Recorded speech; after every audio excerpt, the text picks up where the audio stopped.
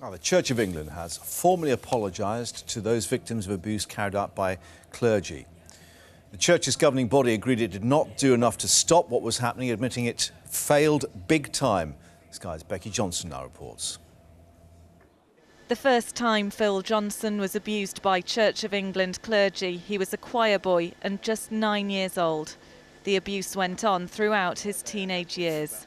2 of them directly sexually abused me, 1 of them sexually assaulted me, 1 of the others took indecent photographs of me. So it was there were different levels of how these people were involved, but there were many people involved in this.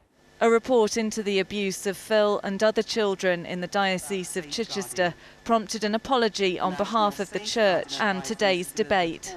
We are sorry that we failed you for so long. Can I have a show of hands, those in favour? The apology unanimously approved by the Church of England's National Assembly, the General Synod. It must be done, this change, with the survivors, not to them. We have spent very, very many years doing things to them. We must only act with them. But for the victims, this apology isn't enough. They now want a full public inquiry to establish the extent of the abuse within the Church of England and whether attempts were made to try to cover it up. Senior clergy have agreed they will now make it easier for victims to come forward and say in future they'll be listened to.